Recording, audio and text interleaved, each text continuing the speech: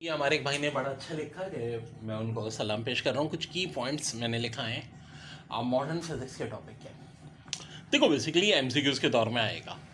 Inertial frame of reference is that in which, और आगे उन्होंने 4 ऑप्शन दिए हुए होंगे। तो करेक्ट ऑप्शन क्या है? Inertial frame of reference is that in which first law of motion is applicable.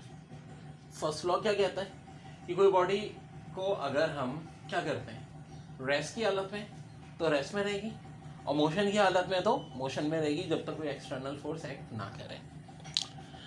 फिर पॉइंट नंबर 2 है Galilean transformation are not valid for frame of reference whose relative velocity approach the velocity of light. तो ये भी MCQs की सूरत में आएगा। कैसे आएगा? Galilean transformation are not valid for the frame of reference. बहुत सारे ऑप्शन दिए हुए होंगे।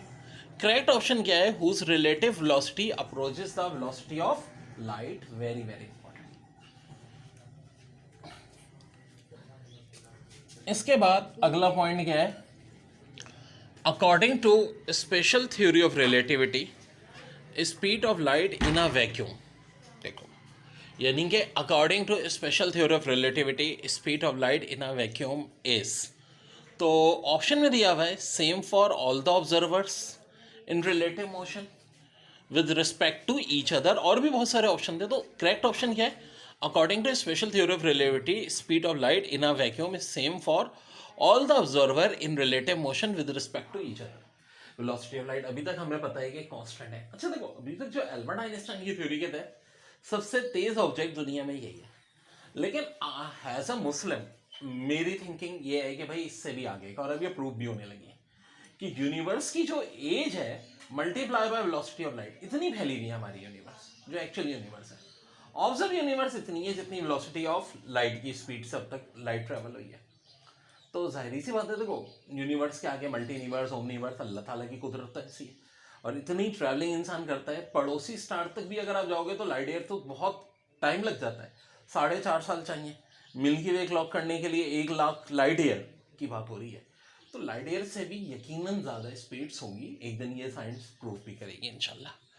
According to special theory of relativity mass of an object moving relative to an observer with a velocity comparable to the velocity of light। अब ये क्या होगा? देखो एमसीक्यूज ऐसे आएगी। According to special theory of relativity mass of an object moving with relative to an observer with a velocity comparable to the velocity of light. Increase, decrease या constant? तो answer क्या होगा? इंक्रीज। बहुत important theoretical MCQs है जो आज मैं करा रहा हूँ। सारे पास पेपर में आए की पॉइंट की सूरत में बता रहा हूँ आपको। According to special theory of relativity length of body, हाँ जी अब बात हो रही है लेंथ की, along the direction of motion relative to an observer with a velocity comparable to velocity of light। तो ये इंक्रीज होगी या डिक्रीज होगी? तो भाई ये डिक्रीज होगी। लेंथ होगी डिक्रीज, मास होगा इंक्रीज। और लास्ट की पॉइंट है according to Einstein special theory of relativity mass of particle moving with speed of light will be, तो इसका करेक्ट आंसर क्या है? इनफाइनाइट।